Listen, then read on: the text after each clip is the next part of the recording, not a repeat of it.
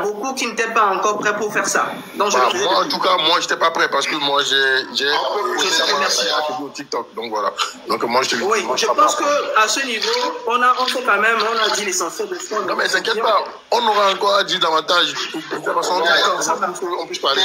Voilà. Je peux te poser la question. Non. Non. Tu es bon frère. Je sais que tu vas me donner ce privilège. Il est descendu.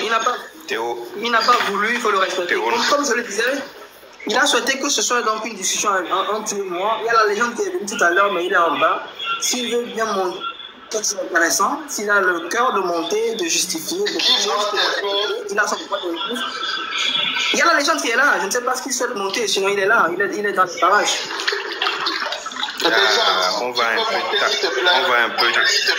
un peu taper sur lui. Allez, les gens montent. Tu sais, si tu as tes couilles, tu peux monter, n'est-ce pas? Non, s'il souhaite monter, il pourra monter. Non, et déconstruire tout ce qu'on a dit. Je lui ai envoyé l'invitation. Allez, Christian, monte. Allez, monte. Mais où est passé Théodore? Beaucoup de zozos. Il a fui. Non, Théodore, il a souhaité. Parce que Théodore voulait une discussion avec moi, ça c'est pas bon. Non, mais personne ne parlait. C'était entre vous, personne ne parlait. Non, il ne voulait pas la question de chef canton, donc naturellement. Et permettez-moi de donner une réponse rapide à Métronome. Métronome, tu vois, je te dis un truc très simple. Tu me posais la question de voir ceux qui sont autour de moi. À chaque fois que j'ai voulu faire un live, je t'ai envoyé des invitations, tu n'as pas souhaité venir. Tu vois, tu n'as pas souhaité venir, donc ne dis pas aujourd'hui de regarder qui sont autour de moi. C'est des personnes qui souhaitent donc partager, donc tu vois, des moments ici et partager leur savoir, leur intelligence. Et personne n'a jamais ici interdit de venir ici. Donc, souffre de voir ces personnes aujourd'hui, parce que lui, c'est la liberté. C'est important que je le dise, parce que tu m'as posé la question en bas, il faudrait que je réponde pour que les gens comprennent. Ces personnes que tu vois, ce sont les Togolais. Encore une fois, c'est ce que je vous reproche. On ne peut pas se permettre de dire que vous voulez faire des débats constructifs et vous voulez exclure les gens parce que vous n'êtes pas dans leur façon de comprendre ou bien vous n'avez pas les mêmes opinions. Non, laisse-moi expliquer ça, s'il te plaît. C'est important. Là, tu as fait ça hier avec moi, je n'ai pas aimé. Là, les gens vont partir. Il y a un moment où chacun a des commissions à remettre dans les gens, s'il te plaît. S'il te plaît. Après, tu vas parler avec ton nom. Il n'est pas aussi important. Maman Lucia, s'il te plaît, et nous, là, les gens de Gomé, Daniel, il n'a qu'à dire que Bonnet a blâmé, et les Gomé, et les c'est.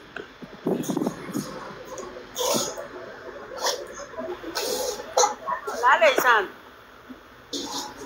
bonsoir. Vous m'écoutez bien, ça sort, la voix, ça sort. Mes frères, ma voix sort. Allô?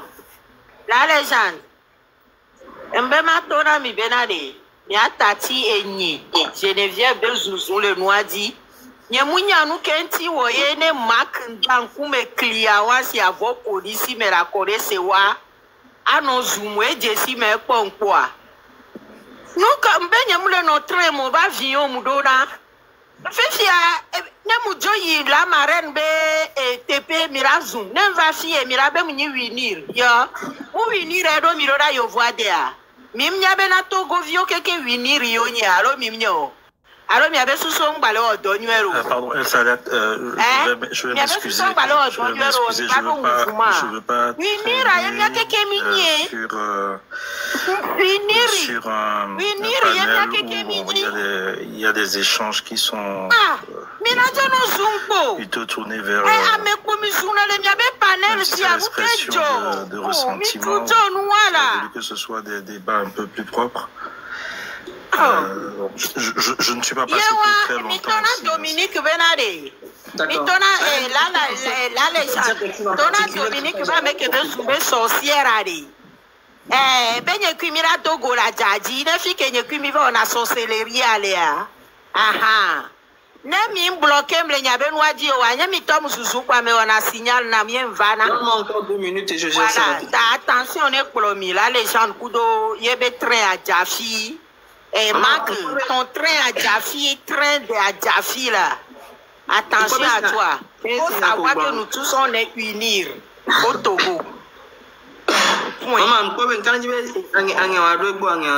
Alors, monsieur Sénat, vous avez un truc à dire, s'il vous plaît? Comme ça, oui, non, c'était juste une salutation, parce que depuis le matin, j'avais reçu des notifications. Des notifications? Voilà, j'étais pas disponible. Bon, depuis un moment, j'ai pu avoir l'occasion quand même de voir un peu approximativement les sujets abordés, et honnêtement, comme je te l'ai toujours dit, je pense que tu es porteur d'un désir de voir que des choses changent,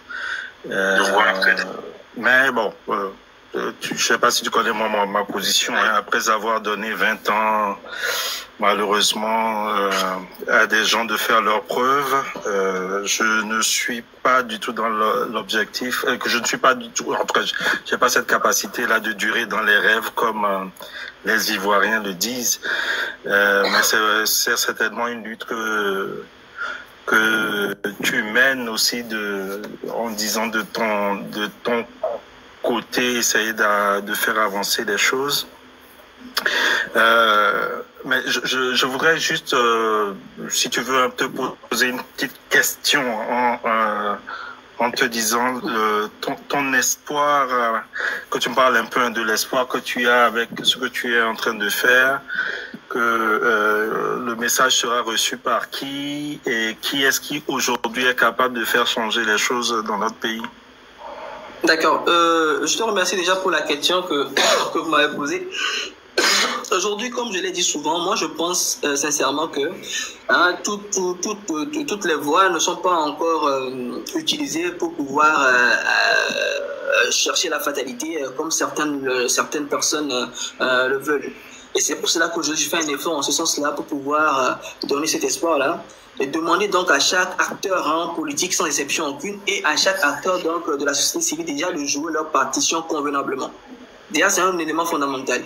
Et les gens me posent la question aussi à savoir généralement, qu'est-ce que je propose finalement? Moi, ce que je propose, c'est très simple. Aujourd'hui, chaque parti, chaque entité, que ce soit donc le gouvernement, que ce soit donc les membres de l'opposition, et que ce soit donc la société civile, et même la population, chaque entité en son sein devrait faire un bilan sérieux et sincère. S'asseoir, voir un peu ce qui n'a pas fonctionné. Au niveau donc du peuple, de la population en général, se poser la question, est-ce que finalement quand je vais voter, est-ce que je vote pour la personne ou je votais pour un programme? Ça c'est un élément fondamental que chaque Togolais devrait se poser comme question. Ce qui va donc nous amener donc vers un second élément, c'est quoi? Au niveau donc de l'opposition. Depuis que eux ils ont commencé cette lutte-là, j'étais dans un moment donné de ma vie, comment est-ce que la lutte a été faite? Est-ce que c'était pour nos ambitions personnelles ou c'était pour véritablement le peuple? Il faudrait que cette partie également donc de la population. Voilà, j'en viens. Je t'explique en fait l'idée que j'ai en faisant ceci. Pour moi, donc, c'est cet effort d'éveil que j'essaie de faire. Donc, ça va être très long, peut-être, mais c'est un peu ça. Donc, au niveau donc des partis politiques, que eux, en leur sein, qu'ils arrivent d'abord également à faire une assise et discuter de ce qui les divise réellement. C'est quoi la source donc de leur problème? Pourquoi ils n'arrivent pas à s'entendre dans un premier temps? Et maintenant, on fait au niveau donc du gouvernement, parce que si ces deux entités que je viens donc de citer tout à l'heure ont compris donc leur raison d'être, je pense que ça donne donc une pression forte maintenant sur le gouvernement qui devra lui à son tour se mettre en activité et s'y réfléchir sur ce qui convient véritablement donc au peuple, pour que justement, à partir du moment où un peuple est conscient, le danger qu'on a derrière, c'est que ce peuple se sent dans l'obligation de pouvoir s'émanciper naturellement, ce qui vient, sans que quelqu'un soit à la tête donc, de ce genre donc d'émancipation.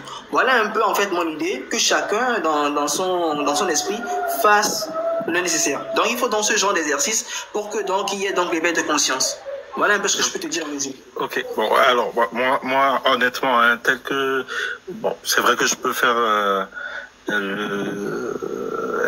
des reproches à l'opposition, mais honnêtement, quand on a tous les leviers pour pouvoir travailler pendant 20 ans et qu'on n'a pu rien faire, c'est vrai que ça va porter à discussion, mais honnêtement, est-ce que tu penses que le problème du gouvernement, c'est l'opposition aujourd'hui pour ne pas offrir au pays, je veux dire le développement qu'il faut, pouvoir, comment je vais dire, avoir une vision réellement pour le pays, le décliner en programmation, pouvoir dérouler cette programmation-là et avoir, si on veut, une capacité aussi de pouvoir contrôler les résultats de ce qu'on a déroulé, en tirer conséquences, et en tirer les conséquences. Est-ce que tu penses réellement que à ce niveau-là, on a besoin de faire plus d'expérience que moi? Et non, vous avez donc... Pardon. Je vous explique. Oui. Je vous explique pourquoi je pense autrement. Et vous avez donc un angle de vue différent de mon angle de vue. Vous voyez? C'est ça en fait la nuance. Et j'aimerais qu'on ne perde pas de vue ce côté de la chose. Pour moi, je pense que même si ce que vous dites est vrai et que normalement un gouvernement doit à la limite faire ce qu'il faut pour que son peuple soit épanoui dans tous les sens du terme, mais quand on est dans une réalité qu'on ne constate pas cela, c'est pour cela que moi j'en viens donc à ma solution que je propose. Parce que moi non, mais tu n'as pas répondu à ma question. Je dis un gouvernement qui a plein pouvoir à tous les niveaux, c'est-à-dire au niveau du Parlement, on ne le dérange pas.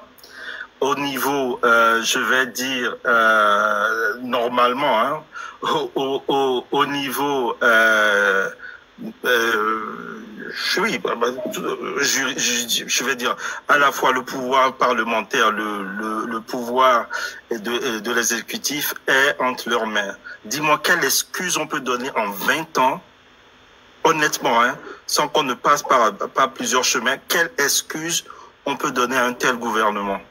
Ou un tel régime? Honnêtement. Je vais te répondre. La réponse que je vais te donner va te surprendre. Moi, j'ai pris en compte un élément fondamental dont je ne savais pas avant. Ce sont donc les révélations donc, de Robert Bourgi. Quand je vois ce que... Je t'explique pourquoi. Quand je vois ce que Gbagbo a traversé et quand j'apprends que, par exemple, Gbagbo, lui, il a eu donc des difficultés avec des sommes astronomiques qu'il donnait donc déjà de l'autre côté, c'est des informations qui, pour moi, me font réfléchir par rapport donc au conditionnement même des présidents africains. Donc je prends en compte cet élément fondamental. Donc quand tu me poses la question à savoir quels sont les leviers qui font que ça n'a pas marché, il y a un bémol là-bas. Mais c'est pour cela que moi je dis aujourd'hui, je ne peux pas aujourd'hui en tant que quelqu'un qui essaie de comprendre les choses, tirer directement sans prendre en compte tous les éléments nécessaires, que ce soit donc les enjeux de la France-Afrique, que ce soit donc les enjeux donc de la conservation du pouvoir. Tous ces éléments pour moi c'est important. Mais normalement, oui, je te le dis, quand tu as tous les leviers dans tes mains, la logique voudrait que tu puisses apporter le nécessaire à ton peuple. Sur ça, je suis parfaitement en phase avec toi. Je ne suis pas contre, c'est une réalité. Mais ce côté dont je viens de parler également, on ne peut pas faire abstraction de cette réalité-là. De ce côté sombre que nous ne connaissons pas dans les zones sombres de la diplomatie, mais qui est une réalité. Pour moi, c'est ça, c'est ma façon de concevoir. Et c'est pour ça que j'ose croire que ça pourra effectivement donc changer. Donc dans mon optique, et j'apporte ma façon de concevoir dans ce changement-là. Et moi, je ne pense pas que justement parce qu'on a cette fatalité, non, cette difficulté-là, on aille vers une fatalité et perdre des vies humaines comme certains le veulent. Aujourd'hui, je suis donc face à cette réalité et je n'ai pas envie de voir ça. Vous voyez un peu mon positionnement? C'est cette difficulté-là. Sinon, logiquement, que dire oui, vous avez parfaitement raison, c'est vrai. Bon. Actuellement, si on doit répondre très simplement, c'est la réponse que je te donnerai. D'accord. Alors, je veux faire l'effort de tenir dans mon raisonnement pour ne pas perdre. Bon, alors, un gouvernement qui, pendant 20 ans, a eu toutes les possibilités de démontrer sa capacité. Bon, je le mets de côté. Mais au même moment, ne me mettez pas dans le rôle de défendre le pouvoir, parce que ce n'est pas mon rôle aussi. Parce que oui, non, mais attends, non, ce que je veux dire, ce que vous faites avec moi, beaucoup ont tendance à me porter donc un défendeur du pouvoir, ce que je ne suis pas en mesure de faire. Je défends donc une idéologie. Alors, à ce niveau. D'accord, donc on va faire l'exercice dans ce sens-là. Et puis, je vais peut-être... ça permettra que moi, je dise pourquoi je pense que c'est parce que on veut, ou certains veulent s'entêter. Bon, le problème, il est simple, mais certains veulent s'entêter. Bon. À voir que les choses sont clairement là. c'est pas un mal hein, que de ne pas être capable de ne pas être à la hauteur d'un des défis, je vais dire ce n'est pas un mal ou ce n'est pas une fin en soi. Hein, mais le problème, c'est quand on ne veut pas laisser les autres venir et faire leurs preuves. Aujourd'hui, j'étais en train de faire une réflexion. Je dis, mais même ceux du pouvoir qui sont à l'extérieur sont des exilés hein, économiques, je vais dire. Ils sont des exilés politiques dans une certaine mesure. Parce que ils ne sont pas à même, à la fois ils défendent un régime, mais ils ne sont pas à même de s'épanouir dans l'environnement qu'offre ce régime-là. Beaucoup sont, et même certains en discutant avec eux, je ne vais pas étaler les choses ici, sont très conscients, et c'est ça qui me fait très mal, moi, sont très conscients qu'aucune possibilité, ou en tout cas l'environnement qui est offert aux jeunes dans notre pays ne permet pas à ce que les jeunes se réalisent. Hein? Et c'est ça qui me fait mal parce qu'on est rentré dans une hypocrisie. Hein, moi, je vais dire que ça comme ça. On fait passer d'abord le fait qu'un régime survive. On le fait passer devant le bien-être du pays. Parce que certains vont te dire, oui, quel qu'en soit le cas, c'est le RPT unir ou c'est lui unir coûte que coûte. Ils ne veulent même pas voir tirer les conséquences, s'arrêter et puis regarder comment les choses se passent. Donc, c'est ça qui me fait très très mal parce qu'on perd du temps, je dis, chaque dizaine d'années qui passent sans qu'on ait des résultats, ce sont des générations qu'on est en train de sacrifier. Et donc pour moi, je le dis, hein, je donne déjà moi mon exemple. En 20 ans, je suis près de la cinquantaine. Encore dans 20 ans, je vais être à 70 ans et c'est fini. Donc, honnêtement, on ne le voit pas, mais on crée des générations peut-être ou des franges de la population qui veut juste soutenir un régime, mais ne pense pas au fait que eux-mêmes ils doivent se construire, ils doivent construire aussi un avenir pour ceux qui viendront après nous. Et c'est ça qui fait très, très mal. Après, j'ai une question pour Essena. Voilà. Oui, je peux répondre la question. D'accord. Alors, Essenam, on va faire un petit exercice, toi et moi, si tu le permets. Admettons, je veux bien te concéder le fait que 20 ans, comme on a l'habitude de le chanter, les 20 ans sont un échec, d'accord? Mettons ça sur la table comme quoi les 20 ans, c'est un échec. Ok. Maintenant, on fait comment? La question elle est très simple pour moi, c'est qu'on laisse la place à d'autres qui sont capables de faire le job. Et d'accord. Voilà, oui. Parmi ceux qui sont capables de faire le job, ou ceux qui ont le profil émergent pour dire que nous allons faire le job, la population ne leur demande qu'une seule chose. Une seule chose, unissez-vous et présentez-nous une seule personne. Et ce petit défi, ça c'est une erreur. Ça c'est une erreur. On ne peut pas. Non, c'est pas une erreur. C'est pas une erreur. C'est pas une erreur. Je vais vous dire pourquoi c'est une erreur. Je vais vous dire pourquoi c'est une erreur. On ne peut pas demander aujourd'hui. Moi, je ne me retrouve pas forcément dans l'UFC. Quoique l'UFC pour moi aujourd'hui n'est plus un parti d'opposition. Je ne me retrouve pas dans l'UFC. Je ne me retrouve pas dans UNIR. Je ne me retrouve pas dans l'ANC, je ne me retrouve pas dans d'autres partis politiques. Pourquoi vouloir exiger, hein, quoique ce n'est même, pour moi ça ne tient pas la route, même déjà je pourrais dire pourquoi, mais pourquoi exiger qu'il y ait c'est comme si on disait qu'on veut obliger la divergence, les diversités, je vais dire, de perception, de solutions, on veut les obliger à se mettre ensemble ou alors on utilise le fait qu'ils ne se mettent pas ensemble comme excuse au fait que le jeu politique n'est pas ouvert. Je vais vous expliquer un peu. D'accord? Nous disons que nous avons eu pendant 20 ans affaire à un régime qui n'a pas voulu travailler avec les autres, qui s'est fermé autour de lui et dont le résultat était un échec. C'est ce qui se dit. D'accord? Ah non, maintenant, j'arrive.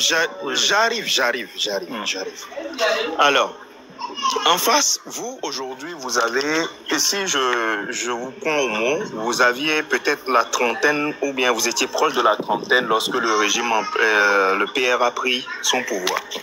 D'accord.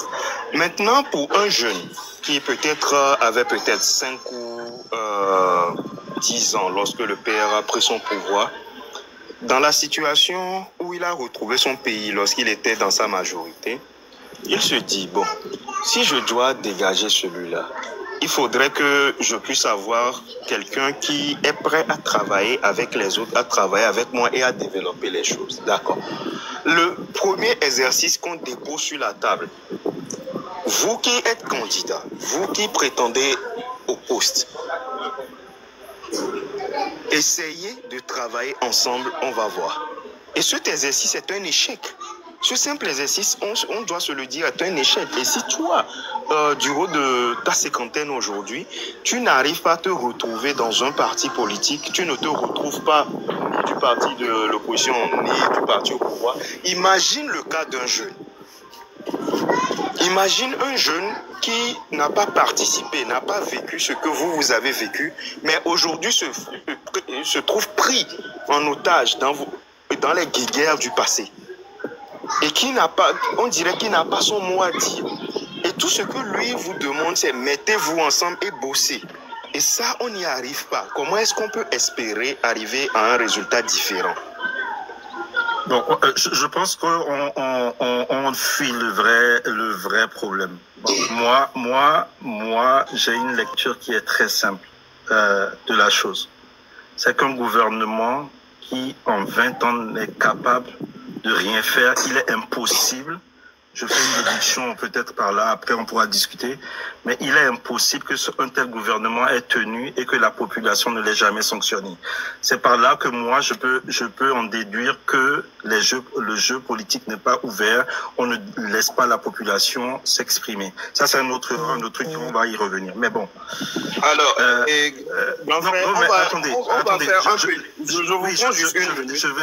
je vais terminer. Je vais terminer ce que je veux dire. D'accord, allons-y. Quand vous me donnez l'exemple d'un jeune qui, peut-être à 10 ans, a vu ce gouvernement, ce système être arrivé, et que lui, à ses 18 ans, où il est capable de se prononcer, je vais dire, avoir une voix politique, en fait, pouvoir s'exprimer dans les urnes. Il avait pris à 10 ans, aujourd'hui, il doit être dans la trentaine, si je fais, puisqu'on parle de 20 ans. Oui, non, moi, je veux même dire avant les 20 ans. Je veux dire, un jeune qui, à 10 ans, a vu venir ce pouvoir-là, et à ses 18 ans, a dû certainement voir un peu comment les choses se passent, a vu peut-être à 18 ans comment la vie, parce qu'à 18 ans, on commence par le responsabiliser, il doit aller chercher son pain et tout. Il voit comment les choses sont difficiles, les ouvertures qu'il a ou les fermetures qu'il a, que ce soit au niveau de la possibilité de poursuivre ses études ou au niveau de la possibilité de trouver soit un travail ou d'apprendre un métier. Si un tel jeune s'aperçoit à un moment donné que les choses ne vont pas et qu'il n'est pas en mesure d'avoir un environnement politique où on laisse vraiment tout le monde s'exprimer, comment ce jeune-là, ou alors il n'y a pas d'éducation politique pour ce jeune-là, comment ce jeune-là même peut s'exprimer dans les urnes? Comme moi, je dis que pour moi, jusqu'à présent, l'expression des urnes qu'on en tout cas, les résultats qu'on nous présente ne sont jamais l'expression de ce que le peuple... Parce que pour moi, le peuple togolais n'est pas bête. Hein. Si ils ont vu comment... Même ce jeune-là a vu comment il a souffert de ses 18 ans jusqu'à ses 25 ans, je suis sûr que s'il avait une éducation politique, hein, ce jeune-là ne peut pas continuer. Il n'est pas suicidaire, il n'est pas...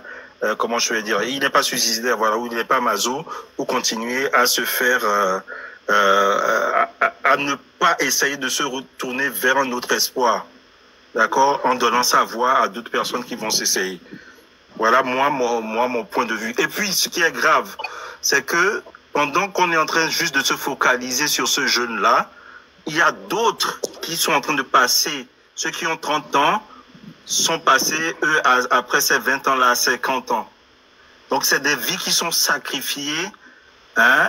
On croit parfois hein, que la vie, elle ne se vit qu'une seule fois. Moi, je me le dis, la vie, elle ne se vit qu'une seule fois. J'ai eu cette chance-là de voir des aînés à moi partir, mourir. Mais quand je revois la même chose et que moi, je me dis, mais attendez, cette vie-là qui est partie, moi-même, c'est le même schéma pour moi. Est-ce que aujourd'hui, ces personnes-là qui, je vais dire, n'ont pas d'espoir ou grillent leur vie et ne peuvent pas à la fin de leur jour se dire « Ah, ouf, j'ai travaillé, j'ai fait quelque chose, j'ai joui de mon travail ». Est-ce que ça ne fait pas mal de s'imaginer que ces gens-là, juste parce qu'un environnement politique ne leur a permis, n'ont pas pu, comment je vais dire, profiter de cette vie qui leur a été donnée. Moi, vraiment, c'est le mal que j'ai. Grand frère Sénam, je crois que oui. Dans le langage, avec le langage politique, on ne se comprend pas. Vous êtes consultant IT, c'est bien ça? Entre autres, oui. Oui. D'accord, on va parler un langage que nous tous, vous et moi, on comprend pour mieux se comprendre, d'accord? Je vais poser le problème le plus simplement possible. Admettons que vous avez pris une équipe, d'accord, pour la réalisation ou la mise en place d'une solution logicielle. Et que cette équipe, d'après votre analyse, n'a pas été à la hauteur. OK? Donc, vous décidez de changer d'équipe. Et maintenant, pour changer d'équipe, il y a quelqu'un qui vous dit vérifiez d'abord si ceux que vous allez prendre maintenant ont les compétences requises pour pouvoir le faire. Est-ce que vous allez me dire que parce que vous avez perdu du temps avec l'ancienne équipe, vous n'allez plus vérifier si cette équipe est capable de le faire et vous allez juste encore confier votre argent, votre temps et votre projet à une nouvelle équipe sans vérification? Mais est-ce que si l'ancienne équipe ne veut pas, je parle dans un cadre professionnel, hein, si par exemple, disons cette équipe-là a la main sur, je vais dire, le conseil d'administration, sur les RH et tout, et cette équipe ancienne-là qui n'est pas capable de faire ses preuves, ne veut pas, même lorsqu'il y a d'autres personnes qui postulent, ne veut pas laisser la place à ces autres qui pourraient arriver. Comment on pourrait faire? Ils ont les leviers, ils bloquent tout. Comment on pourrait faire? Comment on peut faire pour que d'autres puissent venir faire quoi nous faisons face, c'est que certes, ton équipe actuelle a la main sur le conseil d'administration, donc a des leviers sur qu'il actionne, d'accord? Mais au même moment, l'équipe que tu veux apporter, ou l'équipe qu'on souhaite apporter, l'équipe elle-même n'arrive pas à faire ses preuves devant le conseil d'administration. Alors, on demande quand même au conseil d'administration de lâcher l'ancienne équipe